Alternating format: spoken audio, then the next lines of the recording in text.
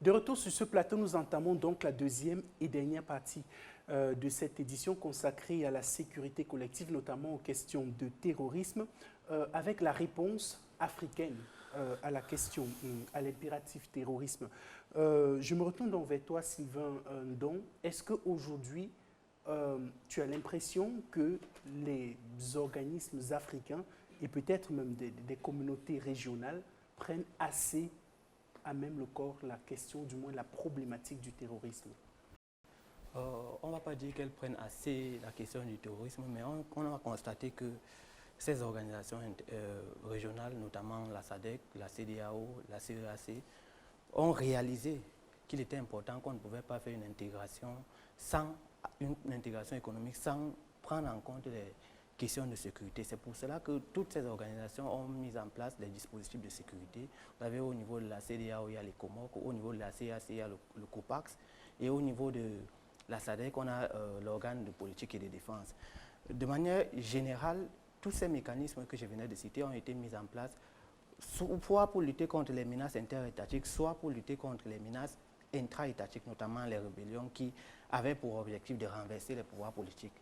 Bien évidemment, le terrorisme arrive maintenant sans qu'on l'ait pris en compte dans ces dispositifs. Et c'est justement pour cela qu'il faut reformer tous ces dispositifs de sécurité. Et c'est là également où on voit qu'il surgit des alliances ad hoc pour combattre notamment le terrorisme avec l'aide des grandes puissances. On peut citer le G5 Sahel, on peut citer l'opération Barkhane ou encore la force multinationale mixte qui combat le terrorisme.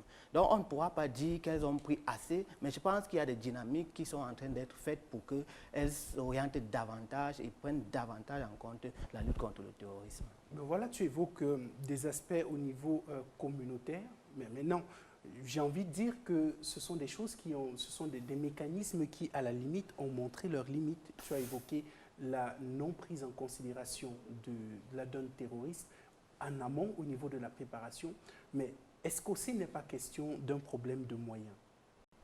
Bien évidemment, c'est parce qu'on a noté que dans la lutte généralement contre tout type de menaces, que ce soit les menaces interétatiques, intra-étatiques ou terroristes, ces organisations ne disposent pas des moyens, que ce soit humains, logistiques et financiers, pour adresser avec aisance ces questions. C'est pour cela qu'on observe qu'elles sont toujours en train de recourir à l'aide extérieure. Et c'est là où intervient la question de la dépendance, où on a les grandes puissances comme la France, qui interviennent toujours lorsqu'il est question de sauvegarder les pays de son précaré, entre guillemets, qui font face aux questions. On observe également que la puissance américaine intervient fréquemment pour essayer de contenir le terrorisme, pour éviter que ce terrorisme aille de l'Afrique pour l'atteindre.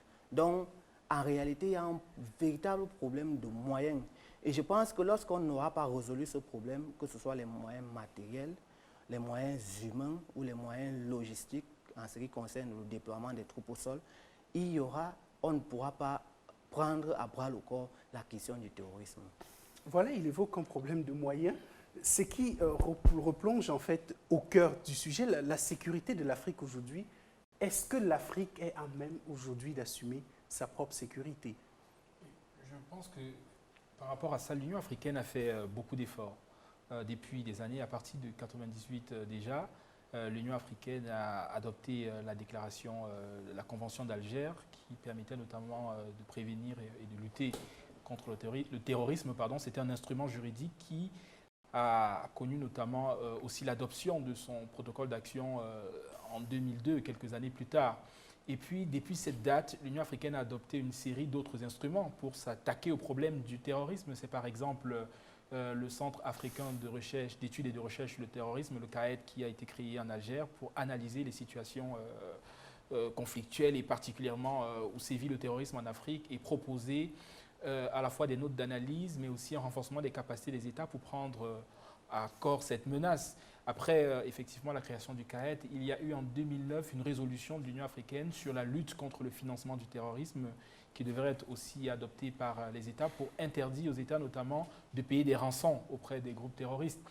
Il y a eu, à partir de 2011 également, d'autres instruments qui ont été notamment actionnés par l'Union africaine, mais qui peinent à montrer leur efficacité. Je prends par exemple la résolution de 2009 qui interdit le financement du terrorisme à travers le paiement de rançon. Les États s'en foutent complètement. Rappelons que la première manne, la première ressource financière de Boko Haram, c'était l'industrie des otages. Une grosse partie des rançons qui ont été versées par des États. Ça illustre assez parfaitement la difficulté qu'a l'Union africaine à obtenir des États un certain respect des engagements et des résolutions qu'elle adopte. À côté, effectivement, de cet arsenal juridique, il y a un ensemble d'institutions que l'Union africaine a également essayé de mettre sur pied pour s'attaquer à la menace terroriste. Rappelons déjà que toute la riposte sécuritaire de l'Union africaine repose sur ce qu'on appelle l'architecture africaine de paix et de sécurité, qui est en gros une structure qui rassemble un certain nombre d'outils, le panel des sages, le Fonds pour la paix, le Continental Early Warning System qui permet d'alerter de manière rapide lorsqu'il y a une situation de crise qui éclate dans un pays, et puis il y a un dernier organe qui est notamment les forces africaines en attente, les fameuses brigades régionales qui ont pour objectif d'intervenir. Seulement, aujourd'hui, donc le département qui est en charge de l'opérationnalisation de ces concepts, de ces institutions, à savoir notamment le département paix et sécurité de l'Union africaine, rencontre un certain nombre de difficultés liées déjà à la question du financement. Parce que rappelons que pour le moment, l'Afrique n'a pas les moyens de ses politiques sécuritaires et elle dépend largement des puissances étrangères. Et même les réformes qui ont été initiées par Paul Kagame, qui permettent notamment de rationaliser le fonctionnement de l'Union africaine, ne permettra que de réduire ne permettra que d'accroître à hauteur de 25% les contributions africaines aux opérations de maintien de la paix. Donc 75% de ces finances viendront toujours des pays étrangers, même si les Africains contribuent et respectent leurs obligations financières. C'est important de le souligner. Et puis il y a d'autres problèmes majeurs qui paralysent aujourd'hui la riposte africaine à la menace terroriste. C'est cette fameuse question de coordination des actions sur les théâtres de conflit. Je vais vous prendre un exemple simple. Lorsqu'on se tourne vers le Sahel, qui est aujourd'hui laminé et ravagé par des groupes terroristes, le groupe de soutien à l'islam et aux musulmans, Boko Haram, l'État islamique, etc., il y a une multitude d'institutions qui sont déployées pour s'attaquer à la même menace. Au Mali, il y a la MINUSMA. Au niveau de l'Union africaine, il y a le MINSAHEL. Au niveau du Sahel, globalement, il y a ce qu'on appelle le processus de Nouakchott. C'est autant d'institutions qui se superposent pour combattre la même menace. Il y a l'opération Barkhane, il y a une multitude d'institutions qui fait en sorte, il y a le G5 Sahel qui est le plus récent, qui fait en sorte que même les partenaires traditionnels vers qui on se tourne pour mobiliser les financements se sentent acculés par tel acteur qui le sollicite pour initier les mêmes initiatives qui permettront de s'apprendre aux mêmes menaces. Donc il y a un chevauchement institutionnel qui alourdit aussi les charges financières et qui décourage quelque part les partenaires au développement, qui décourage les potentiels soutiens financiers parce qu'ils sont sollicités de toutes parts. Il y a un problème aussi de coordination entre toutes ces initiatives. Au-delà de la multiplication des initiatives qui paralysent les efforts de financement, il y a cette fameuse question de la coordination. Il n'existe pas à l'échelle de l'Union africaine une véritable stratégie africaine de lutte contre le terrorisme, contrairement à ce qu'on voit sur d'autres cieux.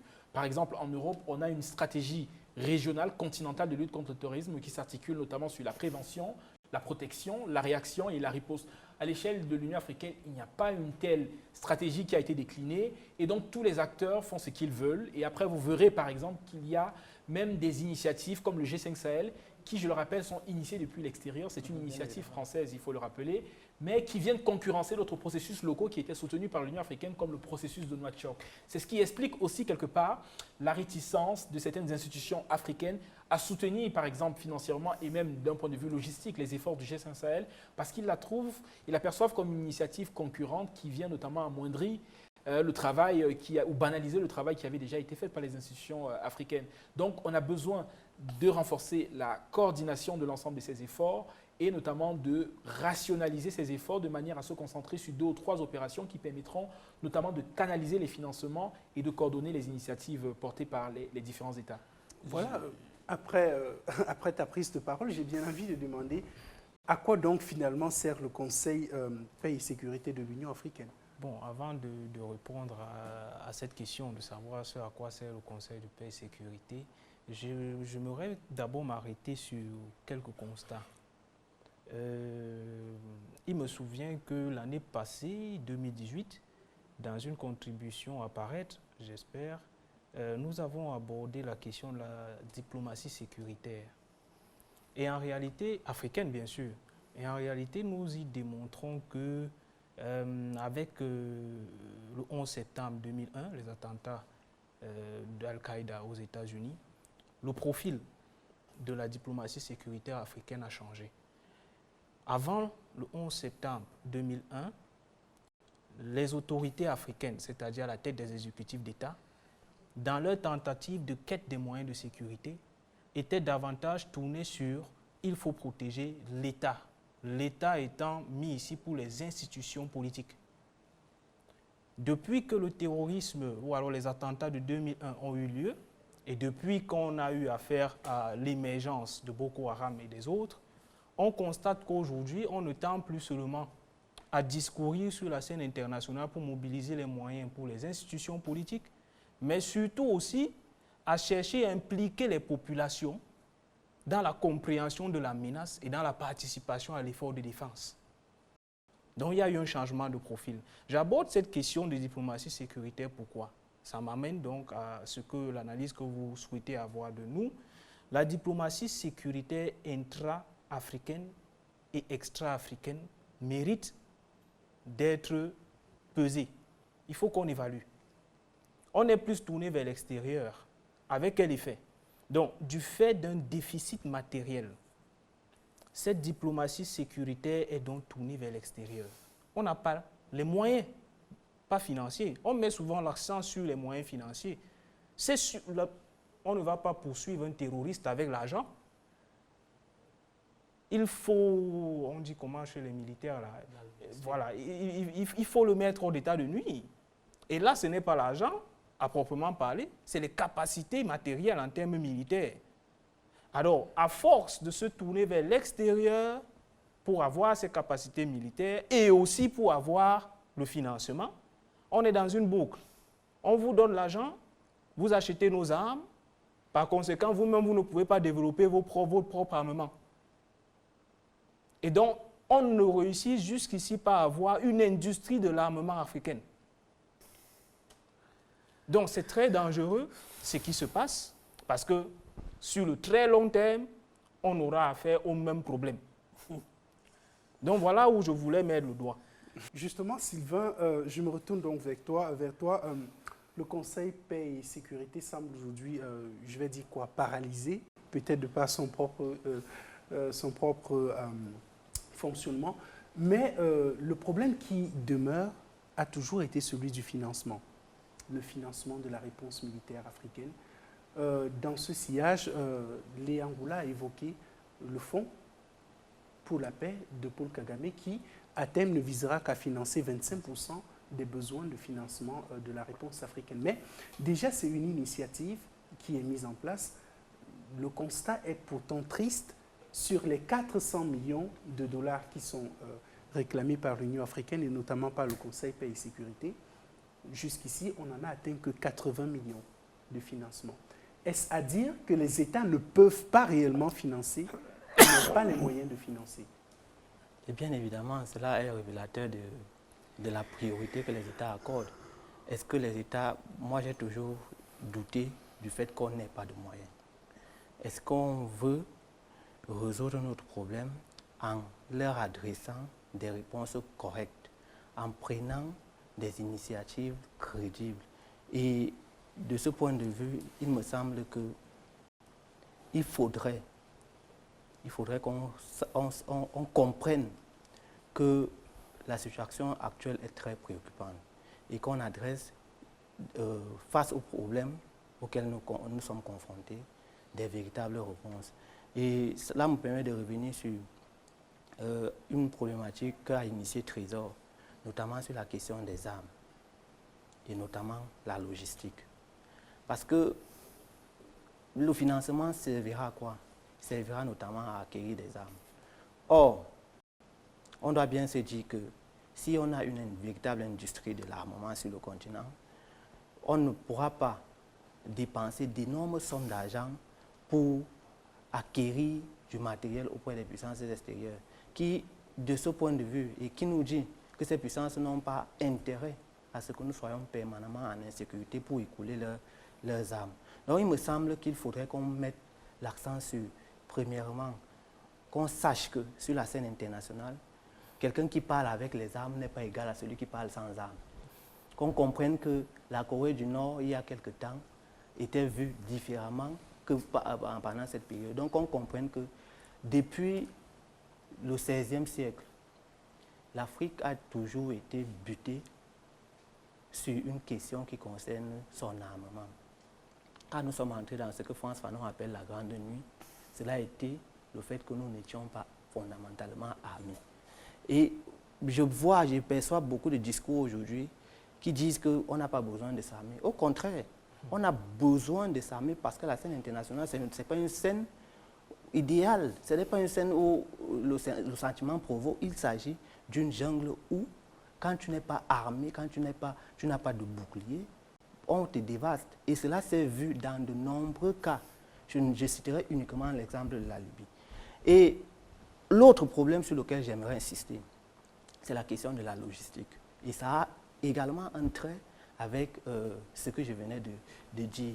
Quand vous voyez toutes les opérations, que ce soit les opérations de maintien de la paix, tant patronnées par l'ONU, par l'Union africaine ou par les organisations régionales africaines, il a toujours été question d'un soutien extérieur. Justement parce qu'on a un déficit en capacité logistique. On ne peut pas, on n'a pas non pas les armes pour pouvoir se déployer sur le terrain et on n'a également pas les armes de soutien. Or, si on met l'accent sur l'industrie d'armement, cela va permettre d'atténuer ces éléments et de mettre sur pied ou de fabriquer les armes dont nous avons besoin pour des menaces réelles, pas des menaces qui nous sont dictées par les autres. Léa Ngoula. Oui. Je voulais revenir sur la question même des difficultés à lever des fonds au niveau africain. Je pense que ça résulte notamment de deux problèmes majeurs. Il y a d'abord une absence de volonté politique qui naît du fait que la plupart des États qui ne sont pas frappés par les menaces terroristes ne trouvent pas la nécessité, en tout cas, d'être solidaires des difficultés des autres et donc de s'impliquer dans ces efforts de financement. Et vous allez comprendre pourquoi il y a eu tellement de résistance à une initiative qui avait été lancée par le président Uhuru Kenyatta sur le fonds anti-islamiste. Au plus fort des attaques terroristes au Kenya, en 2014, Uhuru Kenyatta a proposé une initiative visant notamment à mobiliser des ressources à l'intérieur de l'Afrique pour mettre en place un dispositif antiterroriste, ce qui n'a pas effectivement connu un succès auprès des instances et des pays membres de l'Union africaine. À côté de cette absence de volonté politique, il y a des difficultés auxquelles ces États sont confrontés en interne. Rappelons que la chute des cours du brut a significativement affecté la trésorerie de plusieurs pays, les rendant justement incapables de financer un certain nombre d'initiatives sécuritaires et aussi d'initiatives de solidarité au niveau régional. Il y a cette question, il y a la question de la mauvaise gouvernance aussi qui a complètement réduit les performances des services publics dans bien des États et a affecté aussi des points de croissance, rendant effectivement les États africains incapables de financer ces régimes de sécurité collective. Mais le problème avec cette absence de financement, c'est qu'on laisse progressivement nos problématiques sécuritaires gérées par l'étranger. Or, lorsqu'il n'y a pas aujourd'hui une certaine souveraineté budgétaire, on perd aussi en autonomie stratégique. Et lorsqu'on perd en autonomie stratégique, ça signifie que notre sécurité est assurée par l'extérieur, notre sécurité est assurée par des gens qui orientent leur financement en fonction de leurs propres priorités et en fonction de leur timing. Vous allez comprendre pourquoi, depuis que Boko Haram sévit dans le bassin du lac Tchad, il n'y a même pas eu une résolution du Conseil de sécurité pour financer la force multinationale mixte. Le Conseil de sécurité ne veut pas en entendre parler, ils ne veulent pas financer cette force parce qu'il n'y a pas d'enjeu majeur dans cette région. Les efforts sont concentrés au Sahel, où il y a du diamant, où il y a de l'uranium, où il y a des intérêts des États, et ils concentrent donc les efforts, l'attention, le financement, là où leurs intérêts sont menacés et négligent effectivement les pans entiers du continent africain où effectivement ils n'ont pas de réels enjeux. Donc si les Africains, avec leurs propres moyens de financement, on aurait probablement soutenu de manière plus active des initiatives comme la force multinationale mixte. Donc voilà le vrai danger auquel on s'expose lorsqu'on ne parvient pas à conquérir notre indépendance au niveau budgétaire. Et donc, pour cela, je pense que l'Union africaine, pour sortir de ce cercle vicieux, pour sortir de ces problèmes, l'Union africaine, qui n'a déjà pas la capacité de lever des ressources auprès de l'État, doit miser sur d'autres leviers. Le tout premier levier, c'est d'abord multiplier effectivement les initiatives de diplomatie préventive. Multiplier vraiment des actions de prévention pour éviter qu'on en arrive à des situations conflictuelles où on sera obligé de débourser des sommes importantes pour financer les opérations militaires sur le terrain. Par exemple, se mobiliser et interpeller les États sur les violations massives des droits de l'homme qui restent, il faut le rappeler, l'un des carburants du terrorisme sur le continent.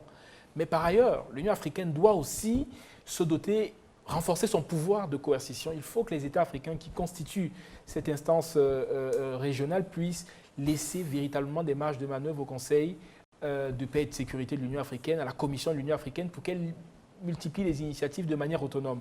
Que les décisions de l'Union africaine soient respectées, observées par les États, parce que ce n'est qu'à ce prix qu'on arrivera effectivement à une situation où l'Union africaine contribue de manière significative à faire reculer la menace terroriste et donc à prévenir ces formes nouvelles de menaces qui malheureusement sont en train complètement de renfermer, d'affaisser les économies africaines, de déstabiliser les États sur le continent.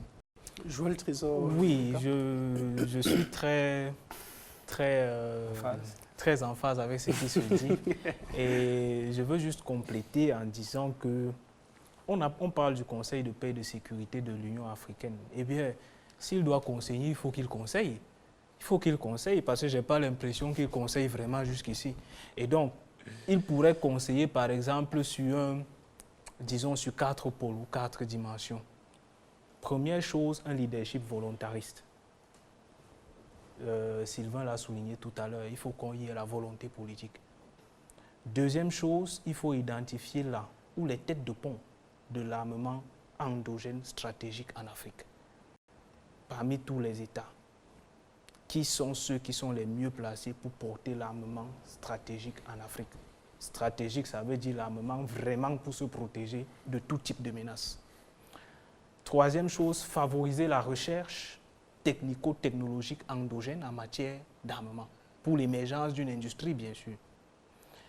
Et enfin, je pense de façon globale que l'expertise politique devrait capaciter l'expertise technique pour qu'enfin nous puissions avoir des pôles endogènes et devenir un pôle mondial. Un pôle endogène pour un pôle mondial. Une réponse assez élaborée. Alphonse, je voudrais engluer, du moins embrayer sur une toute autre réponse au terrorisme. On a évoqué souvent, et on le dit lors des conférences internationales, la réponse au problème du terrorisme pourrait simplement venir du développement. Inéluctablement. Parce que dans tout ce que nous avons dit jusqu'ici, il faut déjà savoir que le développement du terrorisme dans le continent est dû déjà au fait que le continent est un terreau favorable de par les insuffisances qu'on rencontre et surtout sur le plan social. Donc en réalité, le développement doit être assuré et ce sur tous les plans. Parce que quand M. Mboula a évoqué les motivations de certains jeunes, en invoquant effectivement cet ordre qui très souvent n'est pas inclusif. Oui, il n'est pas inclusif, il est statique, c'est des ordres qui ne veulent pas évoluer, qui ne veulent pas changer, qui se referment et poussent très souvent à la révolte. On va voir que le développement ici doit intégrer tous les pans, le pan politique, le pan économique et in fine le plan social. Donc, le développement serait une solution, la véritable réponse, si vous voulez, la véritable réponse dans la mesure où, quand bien même, et j'adhère, je suis totalement avec vous, dans la logique que faire sur le continent une industrie d'armement pour se libérer totalement, parce qu'effectivement, si désormais nous allons utiliser nos armes, d'autres ne trouveront plus d'intérêt à venir faire certaines choses. Tout ça rentre dans cette logique de développement qui intègre la recherche. Tout à fait. Forcément. Donc le développement inéluctablement, serait une solution. Mais le développement peut-être, mais Sylvain, donc le développement, mais aussi la sécurité. Le truc, c'est qu'on se retrouve en fait devant, tu as évoqué des questions de priorité. D'un autre côté, on ne parle pas de développement s'il n'y a pas de sécurité. Par exemple, pour mener son commerce dans une zone d'un pays à un autre, ou bien même d'une ville à une autre, il faudra être capable d'acheminer un produit d'un point A vers un point B. Maintenant, donc, ce qui veut dire que les questions de développement et les questions de sécurité se chevauchent. Bien sûr. Dans ce cas, Thierry, Bien évidemment. Sylvain. En fait, il y a beaucoup de discours sur le développement qui font croire que le développement est essentiellement une question économique. Moi, généralement, j'aime une définition qu'avait donnée Joseph Kizerbo à son temps. Le développement est le progrès de soi à soi-même vers une étape supérieure. Donc, progrès de soi à soi-même vers une étape supérieure. On ne devient pas une autre personne, mais on reste soi. Ça veut dire quoi? Ça veut dire que le développement est global et il inclut à la fois les aspects politiques, les aspects sociaux, les aspects économiques et culturels. Et quand on l'appréhende comme ça, on voit que la sécurité est inclue dans le développement. Donc, à mon avis, il n'y a pas d'amalgame à faire entre sécurité d'une part et développement.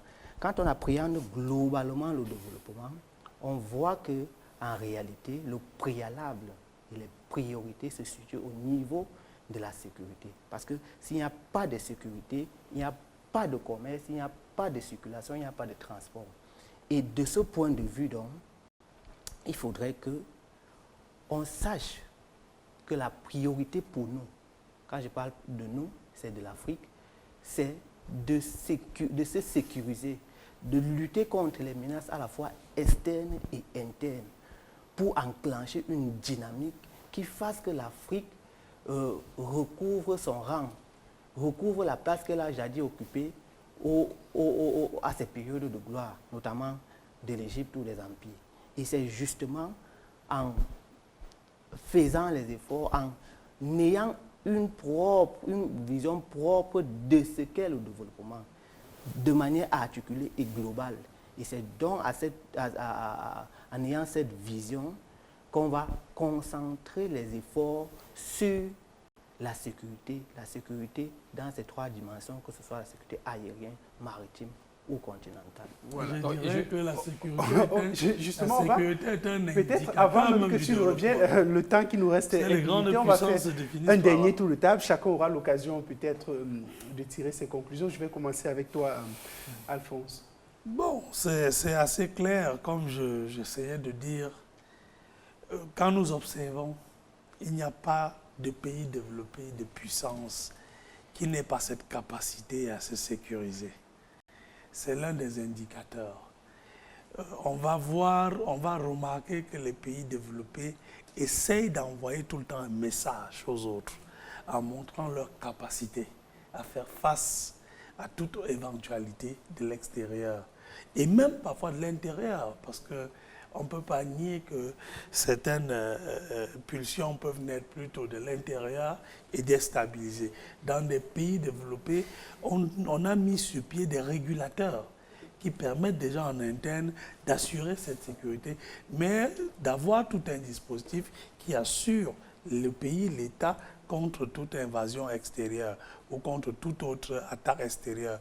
Donc pour dire concrètement que c'est une question qui devrait porter à cœur et ne pourrait pas être la préoccupation d'un seul pays en Afrique. Le rôle, on ne le dira jamais assez, de l'Union africaine est plus que jamais vraiment réalisé, le rôle est observé et déclaré. Aujourd'hui, il est plutôt question de pousser l'Union africaine à jouer pleinement son rôle. Sylvain Dong. Je pense que de toutes nos discussions, il est apparu que la sécurité devrait être prioritaire pour notre continent. Et pour cela, il faudrait que les États, les organisations internationales africaines adoptent un certain nombre de mesures, notamment pour que nous ayons nous promouvions notre sécurité par nous-mêmes. Et si nous le faisons, je crois qu'on va adresser de manière efficiente un certain nombre de menaces, parce que la transnationalisation des menaces en cours depuis la fin de la guerre froide montre qu'aucun État, encore un État africain, quelle que soit sa puissance, ne peut pas faire face à toutes ces menaces. Peut-être qu'on a insisté sur le terrorisme, mais on a également la piraterie maritime, on a d'autres menaces qui se déploient en Afrique, tant sur les mers que sur le continent. Et pour donc adresser de manière efficiente toutes ces menaces, il faut, je le disais, compter sur soi-même, en commençant à financer toutes les initiatives de sécurité, en définissant nous-mêmes quelles sont les priorités des menaces qui réellement nous affectent, et en dernière position, en constituant une industrie de défense pour pallier aux problèmes de la logistique. Joël Trésor. C'est difficile souvent de conclure sur une thématique aussi intéressante et d'ailleurs qui continue de muter, parce que comme on est en train de discuter, il y a des événements dans le monde. Mais je crois que pour faire court, le mouvement doctrinal observé dans la définition de la sécurité, tel que j'ai évoqué à l'entame de notre échange ici, c'est-à-dire qui est passé d'une conception ou une acception restrictive et institutionnelle à une extensive, puis à une critique, informe déjà du fait qu'il y a eu mouvement, il y a eu évolution quand on veut parler de sécurité. Donc, de la sécurité institutionnelle, politico-institutionnelle, on est donc passé à ce qu'on peut appeler aujourd'hui la sécurité globale. Et à mon avis, la sécurité globale englobe l'idée de développement intégral. Parce qu'on ne peut être globalement, se sentir globalement en sécurité que si on est à l'abri de certains types de besoins. D'où l'idée du niveau de vie qui doit s'améliorer, l'industrialisation et ainsi de suite. Donc vraiment aujourd'hui on est à l'ère de la sécurité globale. Il faudrait que les leaders le mettent parmi les priorités de leur action, et donc on va avoir un entraînement et on va tous aller ensemble vers ce qui est mieux pour l'humanité. Et en dernière position, Léa Ngoula, ce sera certainement le mot de la fin. Je voudrais déjà revenir sur cette connexion qu'il y a aujourd'hui entre sécurité et développement pour sortir effectivement de ce débat. Rappelons que des liens qui existent entre les deux sont inextricables et ça doit être valable pour les causes, mais aussi pour la réponse qu'il faut apporter. On le disait déjà, les terroristes, très souvent, établissent leur sanctuaire dans des périphéries, dans des zones périphériques où l'État n'est pas présent, où il y a un véritable déficit d'infrastructures. Et le terrorisme naît habituellement sur le lit de la pauvreté, de l'analphabétisme et de l'exclusion sociale, qui est source de frustration et qui, justement, donne des motivations supplémentaires à des personnes de s'engager dans des groupes armés. Donc, pour traiter de cette question, oui, c'est bien, il faut une industrie de la défense. Oui, c'est bien, il faut repenser la question de développement. Mais il est aussi important d'adresser les causes profondes du terrorisme. La riposte militaire, la riposte sécuritaire permet de s'attaquer aux symptômes, de contenir la violence, de réduire les capacités de nuisance des groupes armés terroristes. Mais comment aujourd'hui les attaquer d'un point de vue idéologique? Comment aujourd'hui les empêcher d'enrôler davantage les Africains dans des projets islamistes? Il faut justement adresser les causes sociales et aussi dans certains cas des causes politiques qui sont très souvent liées à l'exclusion, à l'absence de l'État, qui servent de carburant du terrorisme et qui permet effectivement à ces groupes de prospérer. Donc voilà une dimension importante que l'Union africaine devrait intégrer dans sa stratégie de riposte. Mais l'Union africaine doit aussi, à côté du terrorisme, s'attaquer à d'autres menaces qui sont des menaces connexes mais interconnectées à la menace terroriste et qui permettent de nourrir, de financer le terrorisme. C'est la question par exemple du crime transnational organisé qui se connecte étroitement au terrorisme dans le Sahel, dans la Corne de l'Afrique, dans le bassin du lac Tchad, etc. Les groupes mafieux financent le terrorisme et malheureusement, cette problématique n'est pas prise en charge aujourd'hui par les instances panafricaines. Merci Liangoula, merci Joël Trésor Nyonka, merci beaucoup Alphonse Chiffort, merci Sylvain Don, Sylvain Don, je ne me suis pas trompé. Merci à tous aussi à la maison de nous avoir suivis. C'est donc ici que prend fin cette édition de l'Intelligence du Monde consacrée à la sécurité collective en Afrique. Je vous demande de rester sur Vox Africa.